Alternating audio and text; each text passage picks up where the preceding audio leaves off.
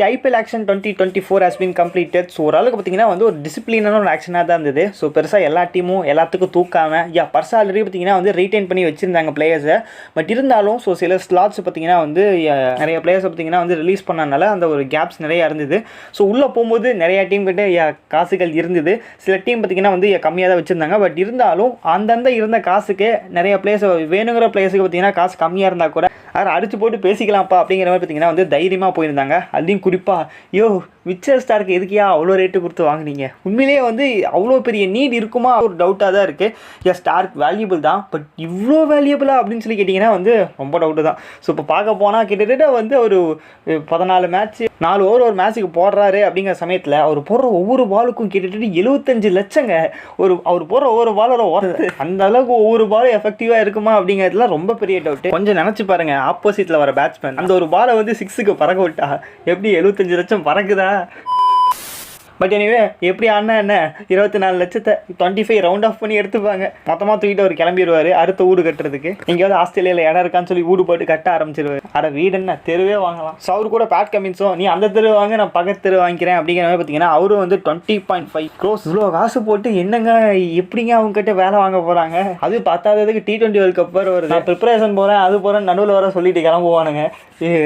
பாவம் நாம தான் டீமுக்கும். சரி ஓகே, அதெல்லாம் ஒரு சைடில் இருந்தாலும் அதை பற்றி நம்ம பேசலாம். ஒர்த்தா ஒர்த் இல்லையா, ஏன் ஒர்த் இல்லைன்னு சொல்கிறோம், இல்லை ஒர்த்தாக இருந்தால் எந்த மாதிரி ஒர்த்தாக இருப்பாங்க அப்படிங்கிறதுலாம். இவங்க இவ்வளோ ரேட்டுக்கு போயிருந்தாலும் சில பிளேயர்ஸ்லாம் பார்த்தீங்கன்னா வந்து பேஸ் ப்ரைஸுக்கே எடுத்துட்டாங்க அந்த ஃப்ரான்சிஸ். அந்த மாதிரி வந்து அதுவும் இன்னும் ஷாக்கிங்காக சில பிளேயர்ஸ்லாம் வந்து அன்சோல்லாம் ஆனாங்க. இவன் அப்புறம் அன்சோல் ஆனா அப்படிங்கிற மாதிரி பார்த்தீங்கன்னா அதெல்லாம் ஒரு ஆச்சரியமாக இருந்தது. ஸோ அந்த அன்சோல் பிளேயர் லிஸ்ட்டை தனியாக போகிறோம். ஸோ இப்போதைக்கு ஓவரால் ஆக்ஷனில் வந்து ஸ்மார்ட் பைஸ் இருக்கும்ல. ஸோ செமையாக பார்த்தீங்கன்னா வந்து சில டீம்ஸ் பார்த்தீங்கன்னா வந்து நிறையா பிளேயர்ஸை வந்து பேஸ் ப்ரைஸுக்காக இருக்கட்டும் நார்மல் ப்ரைஸுக்கே பார்த்தீங்கன்னா வந்து பெருசாக ஹை ரேட்லாம் போகாமல் அந்த பிளேயர்ஸோட ஒர்த் இருக்குது. பட் இருந்தாலும் அவங்கள வந்து லோ ப்ரைஸை பார்த்தீங்கன்னா வாங்கியிருக்காங்க. ஸோ அந்த மாதிரி பிளேயர்ஸ் யார் யார், அந்த டீம் யார் யார் அப்படின்னு சொல்லி பார்த்தீங்கன்னா வந்து ஓவரால் நம்ம பார்க்கலாம். ஸோ ஃபர்ஸ்ட் ஆஃப் ஆல் பார்த்தீங்கன்னா வந்து நம்ம சென்னை சூப்பர் கிங்ஸ்லேருந்து போனோம்னா சென்னையில் பார்த்தீங்கன்னா ரச்சின் ரவீந்திரா. ஸோ ஆல்ரெடி வந்து அவர் மேலே ஒரு டார்கெட் இருந்தது. எனக்கு சிஎஸ்கே அப்படிங்கிற தண்ணி ஓவராலாக வந்து எல்லா டீம்ஸும் வந்து பிட் பண்ணுவாங்க அப்படிங்கிற ஒரு இது இருந்தது. பிகாஸ் போன வேர்ல்ட் கப்பில் இந்தியன் பிச்சஸில் அந்தளவுக்கு வந்து சூப்பராக ஆடினார். அந்த ஸ்ட்ரைக் ரேட் அப்படிங்கிறது பார்த்தீங்கன்னா வந்து பயங்கரமாக இருந்தது. ஓடிஐ கிரிக்கெட்லேயே மேபி T20 ஃபார்மேட் அப்படிங்கும்போது இன்னும் அவருக்கு வந்து அசிஸ்ட் இருக்கும் அப்படின்னு சொல்லி நினச்சோம். பட் பெருசாக யாருமே அவருக்கு வந்து பிட்டிங்க்கு போகலை. பட் டேரெக்டாக பார்த்தீங்கன்னா வந்து சிஎஸ்கே வந்து இன்ட்ரெஸ்ட் காமிப்பாங்கன்னு நினச்சோம். அந்த இன்ட்ரெஸ்ட் காமிச்சாங்க. லெஃப்ட் ஹேண்டர், அதை தாண்டி பார்த்தீங்கன்னா ஒரு ஆல்ரவுண்டரு. ஸோ ஒரு யங்ஸ்டர் அப்படிங்கிறனால பார்த்தீங்கன்னா வந்து மேபி சிஎஸ்கேவோட கண் இருக்கும் அப்படின்னு சொல்லி எதிர்பார்த்த மாதிரியே ஸோ ஓப்பன் பிட் ஆரம்பிச்சாங்க ரச்சின் ரவீந்திராக்கு. ஸோ அவங்க ஸ்டார்ட் பண்ணோடனே டெல்லியும் பார்த்தீங்கன்னா பின்னாடி கேட்டாங்க. பட் ஓரளவுக்கு பார்த்தீங்கன்னா வந்து சிஎஸ்கே ஒரு 1 crore அப்படிங்கிற அந்த டச் பண்ணும்போது டெல்லி வந்து விட்டாங்க வேணாம் அப்படின்னு சொல்லிட்டு. பட் அங்கிருந்து பஞ்சாப் கிங்ஸ் பார்த்தீங்கன்னா வந்து அவங்க வந்தாங்க. பட் இருந்தும் சிஎஸ்கே பார்த்தீங்கன்னா ஃபாலோ பண்ணி ஒரு 3-4 crores பார்த்தீங்கன்னா மேபி அவருக்கு அலாட் பண்ணியிருப்பாங்கன்னு நினைக்கிறேன். பட் இருந்தாலும் போக போக பஞ்சாப் கிங்ஸ் கேட்டுக்கிட்டே இருந்தாங்க. ஸோ லாஸ்ட்டாக 1.8 அப்படின்னு சொல்லி பார்த்தீங்கன்னா க்ளோஸ் டு அந்த 2 crore போகும்போது பஞ்சாப் கிங்ஸும் பார்த்தீங்கன்னா வேணான்ட்டாங்க. அதை வேற அந்த அம்மா டக்குன்னு வந்து விட் பண்ணி முடிக்க மாட்டேங்குது. இன்னும் யாராவது இருக்கீங்களா, வேற யாருக்காவது வேணுமா, திரும்பி மறுபடியும் பஞ்சாபியை பார்த்து பஞ்சாப் உங்களுக்கு மறுபடியும் வேணுமா அப்படி அவர் வேற சிஎஸ்கே மேனேஜ்மெண்ட்டில் இருந்துக்கிட்டு ஏமா அடிமா கீழே என்ன மாதிரி பண்ணிட்டு இருக்க, நாங்களே வந்து எவ்வளோ கேட்டுற போகிறாமா சீக்கிரம் அடிமா அப்படின்னு பார்த்தீங்கன்னா அந்த பஞ்சாப் கிங்ஸ் மனசே மாற்றிடுவாங்க போல வேணான்னு சொன்னாங்க. ஸோ லாஸ்ட்டாக ஃபைனலாக பார்த்தீங்கன்னா வந்து அந்த ஃபைனல் பிட் ஆச்சு. ஸோ சிஎஸ்கேக்கு பார்த்தீங்கன்னா செம ஸ்லாட்டுங்க. ஸோ 1.8 வந்து இவ்வளோ இதாக வந்து ரச்சின் ரவீந்திரா வந்து போவாரா அப்படின்னு சத்தியமாக யாருமே எதிர்பார்க்கல. பிகாஸ் லீடிங் ரன் ஸ்கோராக இருந்தது ஆஃப்டர் விராட் கோலிக்கு. ஸோ அந்தளவுக்கு ஒரு பெர்ஃபார்மன்ஸ் கொடுத்த பிளேயர் மேபி கொஞ்சம் வந்து ஆச்சரியமாக தான் இருந்தது. யாருமே போகாமல் இருந்தது. பட் எனவே அது ஒரு சூப்பர் பிக். ஸோ அதுக்கப்புறம் பார்த்தீங்கன்னா முஜீப். ஸோ கேகேஆர் பார்த்தீங்கன்னா வந்து முஜீப்பை பேஸ் ப்ரைஸியே எடுத்துட்டாங்க. சத்தியமாக நம்பவே முடியல. எப்படி இவ்வளோ சீக்கிரம் வந்து யாருமே காம்படிட் பண்ணலையே. எனக்கு ஆக்சுவலாக வந்து ஒரு மும்பை டீமோ இல்லை பார்த்தீங்கன்னா சிஎஸ்கேவோ இல்லை ஆர்சிபி கூட பார்த்தீங்கன்னா மேபி முஜீப் பார்த்தீங்கன்னா நல்ல ஒரு செட்டாக இருந்துருப்பாரு. பட் யாருமே அதுக்கு வந்து போகலை அப்படிங்கும்போது தான் ரொம்ப அதிசயமாக இருந்தது. அந்த அளவு வந்து இல்லையா, யார் யாரையோ வந்து 5 கோடி 6 கோடி 8 கோடிக்கெல்லாம் போட்டு எடுத்துகிட்டு இருக்காங்க. பட் முஜீப் யாருமே இன்ட்ரெஸ்ட் காமிக்கல. ஸோ டேரெக்டாக வந்து பேஸ் ப்ரைஸுக்கே பார்த்தீங்கன்னா வந்து கேகேஆர் எடுத்தது ஒரு சம பிட்டாக இருந்தது. ஸோ அதுக்கப்புறம் ஷெர்ஃபன் ரூதர்ஃபோர்ட். ஸோ ஆக்சுவலாக பார்த்தீங்கன்னா வந்து ஒரு பேஸ் ப்ரைஸுக்கு 1.5 போனாலாம் வந்து சத்தியமாக நான் நம்ப முடியல. ஏன்னா எப்படி ரோமன் பவரோ அதே மாதிரி தான் பார்த்தீங்கன்னா வந்து வெஸ்ட் இண்டீஸில் வந்து இப்போ ரீசெண்ட் டைமில் ஷெர்ஃபன் ரூதர்ஃபோர்ட் செம்ம ஃப்ளோவில் இருக்காப்புல. போடுற எல்லா பாலும் பார்த்தீங்கன்னா பறக்க விட்டுருக்காரு. ஸோ அட்லீஸ்ட் ஒரு மேட்ச்சுக்கு ஒரு 6 பார்த்தீங்கன்னா வந்து அடிச்சிட்டு இருக்காரு. ஸோ போத் ஓடியாக இருக்கட்டும் இல்லை பார்த்தீங்கன்னா வந்து இந்த பக்கம் T20 இருக்கட்டும். ஸோ இங்கிலாந்து சீரியஸில் செமையாக பெர்ஃபார்ம் பண்ணிட்டு இருக்காரு.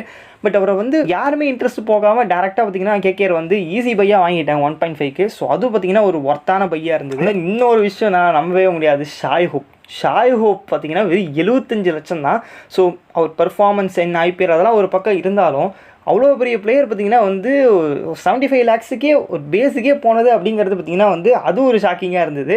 டிசி இது ஈஸியாக பார்த்தீங்கன்னா வந்து எடுத்துகிட்டு போயிட்டாங்க அவர். அந்த மும்பை இந்தியன்ஸ் அவங்களும் பார்த்தீங்கன்னா வந்து சும்மா இல்லை, முகமது நபி பேஸ் ப்ரைஸுக்கே பார்த்தீங்கன்னா அவங்க ஒரு பக்கம் எடுத்துட்டாங்க, அது 1.5 crores. ஸோ அவரை பிட் பண்ண டைமில் கிட்டத்தட்ட பார்த்தீங்கன்னா வந்து எல்லாருமே அந்த ஸ்டாருக்கு அதுக்கப்புறம் பார்த்தீங்கன்னா வந்து பேட் கமின்ஸ் எல்லாம் வந்து இப்போ அப்படியே ஏழை எடுத்து வச்சு ஸோ பர்செல்லாம் பார்த்தீங்கன்னா ஒரு பக்கம் வந்து எல்லாம் காலியாகிற நிலமையில இருந்தது. பட் இருந்தாலும் அவருக்கு பிட் பண்ணியிருக்கலாம், ஏன்னா நல்ல பிளேயருங்க. அந்த ஆப்கானிஸ்தான் கேப்டனு அட்லீஸ்ட் அதுக்காச்சும் ஏதோ சும்மா ஒரு பிட்டாச்சும் போயிருந்துருக்கலாம், ஒரு 2 crore 2.5 crore அப்படின்னு சொல்லிட்டு. பட் சுத்தமாக போல அவரும் டேரெக்டாக பார்த்தீங்கன்னா வந்து பேசிக்காக மும்பை எடுத்துகிட்டு ஒரு அட்வான்டேஜாக போயிடுச்சு. அதை தாண்டி வாங்கரே ஸ்டேடியம் அப்படிங்கிறது அது மட்டும் இல்லாமல் பார்த்தீங்கன்னா மும்பை ஆல்ரெடி பார்த்தீங்கன்னா வந்து பியூஷ் சாவ்லா தான் வச்சிருந்தாங்க. ஸோ கன்ஃபார்மாக ஒரு ஸ்பின்னர் தேவைப்படுது. நான் முஜீபுக்கு போவாங்க அப்படின்னு சொல்லி நினச்சேன், பட் ஆனால் வந்து முகமது நபி பார்த்தீங்கன்னா எடுத்துட்டாங்க. பட் ஓகே ஓரளவுக்கு பேலன்ஸ் பண்ணிட்டாங்க. பட் மேபி முஜீப்பும் போயிருந்தாங்கன்னா செமையாக இருந்திருக்கும். மும்பை ஸ்பின் அட்டாக் இன்னும் கொஞ்சம் பயங்கரமாக இருக்கும். அதுக்கப்புறம் எஸ்ஆர்கேச். ஸோ எஸ்ஆர்கேச் ஒரு பக்கம் வந்து என்னதான் வந்து சம்மந்தமே இல்லாமல் பேட் கமின்ஸை பார்த்தீங்கன்னா அவ்வளோ காசு கொடுத்து வாங்கியிருந்தாலும் இன்னொரு சைடில் பார்த்தீங்கன்னா அசதாங்காவை வெறும் 1.5 crore எடுத்தது அப்படிங்கிறது அவரையும் பேஸ்லேயே எடுத்துட்டாங்க.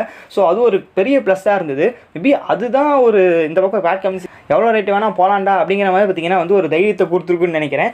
ஏன்னா அசதாங்காங்க நல்ல spinner, allrounder, capable of batting, fielding பார்த்தீங்கன்னா சூப்பராக பண்ணுவார். அப்படிங்கும்போது ஒரு ஓவரால் பேக்கேஜ் அசால்ட்டாக பேசிக்கே எடுக்கிறாங்க. அப்படிங்கும்போது இவர் பார்த்தீங்கன்னா ஓப்பனிங் ஆஃப் த ஆக்ஷன்லேயே ஸ்டார்டிங்லேயே வந்துட்டார்.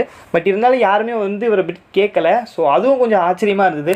மேபி அவர் இன்ஜுரிஸ் அந்த காரணத்தால் விட்டுட்டாங்களா அப்படின்னு சொல்லி தெரியல. அந்த இன்னொரு சூப்பர் பிக்கை பார்த்தீங்கன்னா எடுத்திருந்தாங்க 1.6 crores.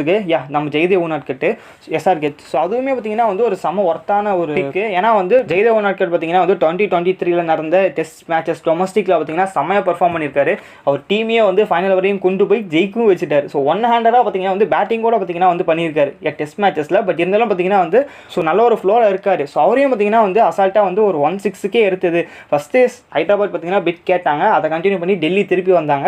பட் இருந்தாலும் 1.6 வரையும் ஹைதராபாத் போனனால கடைசி எண்ணில் பார்த்தீங்கன்னா வந்து டெல்லி விட்டுட்டாங்க. டெல்லி எடுத்திருந்தாலும் பார்த்தீங்கன்னா வந்து மேபி வந்து டெல்லி கிரவுண்டுக்கு அவர் செட் ஆவாரா அப்படிங்கிறது கொஞ்சம் டவுட்டு தான். ஸோ அதனால் பார்த்தீங்கன்னா வந்து 2 போக வேணாம், இதுலேயே முடிச்சுக்கலாம் அப்படின்னு பார்த்தீங்கன்னா டெல்லி விட்டனால எஸ்ஆர்கேச் ஈஸியாக பார்த்தீங்கன்னா வந்து உனாட்கட் எடுத்துகிட்டு போயிட்டாங்க. ஸோ அது ஒரு ஸ்மார்ட் பிக்காக இருந்தது. And then Stubbs. So South African player அவருமே பார்த்தீங்கன்னா வந்து அந்தளவுக்கு பெரிய பிளேயர் அப்படிங்கிறத தாண்டி ஸோ அவர் ரேஞ்சுக்கு 50 lakh அப்படிங்கிறது ரொம்பவே கம்மி தான். டெல்லி அவரையும் பார்த்தீங்கன்னா வந்து ஈஸியாக தூக்கிட்டு போயிட்டாங்க.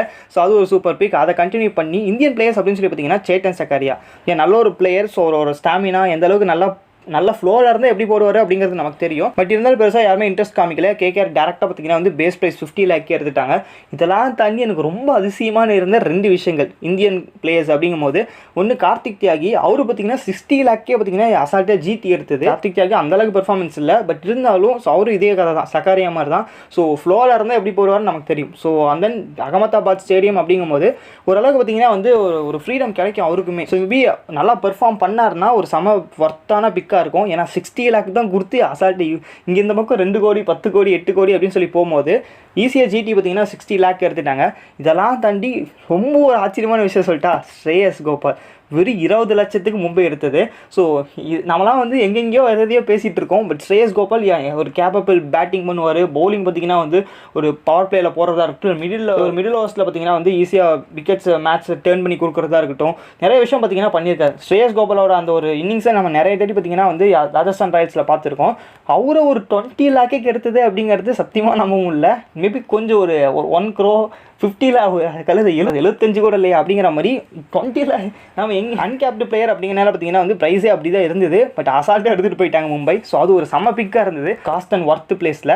எனக்கு தெரிஞ்சு ஓவராலில் வந்து ஸ்ரேயஸ் கோபால் தான் வந்து இவ்வளோ கம்மி காசுக்கு ஒரு நல்ல ஒரு பிளேயராக பார்த்தீங்கன்னா மும்பை எடுத்திருக்காங்க. அந்த ஓமர் சாய் ஆப்கானிஸ்தான் பிளேயர். ஸோ அவரை பார்த்தீங்கன்னா ஈஸியாக வந்து ஒரு 50 lakh பேஸ் ப்ரைஸுக்கு பார்த்தீங்கன்னா வந்து ஜிடி எடுத்திருக்காங்க. ஸோ எனக்கு தெரிஞ்சு cost efficient and then worth பிளேஸில் பார்த்தீங்கன்னா வந்து இப்போ சொன்ன எல்லா பிளேயர்ஸுமே ஸோ ஓரளவுக்கு பார்த்தீங்கன்னா வந்து அந்த ஃப்ரான்சிஸ் வந்து ஸ்மார்ட்டாக எடுத்திருக்காங்க அப்படிங்கிற மாதிரி ஃபீல் ஆச்சு. இதை தாண்டி யாரையாவது நான் மிஸ் பண்ணியிருந்தாங்க. இவங்க தான் நல்ல பிளேயர்ஸ் அப்படின்னு நான் சொல்ல, ஒரு காஸ்ட் பேஸில் கம்மி ப்ரைஸுக்கே வந்து நல்ல ஒர்த்தை எடுத்திருக்காங்களே அந்த பேஸில் நான் சொல்கிறேன். ஸோ அந்த பேஸஸில் ஸோ இவங்கலாம் ஸோ இதை தாண்டி நீங்கள் யாராவது பார்த்தீங்கன்னா வந்து நினைக்கிறீங்களா, அந்த வந்து யாராவது நான் மிஸ் பண்ணிட்டேனா அப்படிங்கிறத வந்து சொல்லுங்கள். ஸோ பாய், அப்புறம் பார்க்கலாம். ஸோ இதுக்கப்புறம் வந்து அன்சோல்டான பிளேயர்ஸ் எப்படா நீங்கள் விற்காமல் போனீங்க அப்படிங்கிற அந்த பிளாட். ஸோ அதுக்கப்புறம் ஸோ பரவாயில்லையே, ஓரளவுக்கு வந்து ஒரு மினிமம் காஸ்ட்லேயே வந்து நல்ல இவங்களை எடுத்துட்டாங்களே அப்படின்னு சொல்லி நம்ம ஃபீல் பண்ணுவோம்ல. ஸோ அந்த மாதிரி ஒரு பிளேயர்ஸ், அதாவது அவங்க ஒர்த்துக்கேற்ற காசு கொடுத்து அந்த ஃப்ரான்ச்சைஸ் பார்த்தீங்கன்னா தூக்குனது. ஸோ அந்த மாதிரியான பிக்ஸ் அதெல்லாம் வந்து பின்னாடி பார்ப்போம். தென் பார்த்தீங்கன்னா உங்களோட ஃபேவரட் டீம் யாரையாவது மிஸ் பண்ணிட்டாங்கன்னு நீங்கள் ஃபீல் பண்ணுறீங்களா, இல்லை எடுத்த பிக்கில் எப்படா இவனை எடுத்தீங்க அதிசயமாக இருக்குது அப்படின்னு சொல்லி ஃபீல் பண்ணுற மாதிரி அந்த பிளேயர்ஸோட நேம், இவனை ஏன்டா எடுத்தீங்க அப்படின்னு சொல்லி அந்த மாதிரி டோனில் இருக்கும்ல. ஸோ அந்த மாதிரி பிளேயர்ஸ் யாராவது உங்களோட ஃபேவரட் டீம்ஸில் இருந்தாங்க, அது யார் அப்படிங்கிறத சொல்லுங்கள். அதை ஒன்றா போட்டு இன்னும் சப்ஸ்கிரைப் பண்ணாமல் இருந்தீங்கன்னா ஃபார் மோர் அப்டேட்ஸ், உங்களுக்கு பிடிச்சிருக்கு, நல்லா இருக்கு, ஓகே ஃபாலோ பண்ணுன்னு நினச்சிங்கன்னா ஸோ சப்ஸ்கிரைப் பண்ணிக்கோங்க. அவ்வளோதான். நாம சொல்லி என்னங்க பிரயோஜனம், உங்களுக்கு பிடிக்கணும்ல. நான் சும்மா சொல்லிட்டு போயிடுவேன் சப்ஸ்கிரைப் பண்ணுங்கள் அப்படின்னு சொல்லிட்டு. But if you like you may follow. By.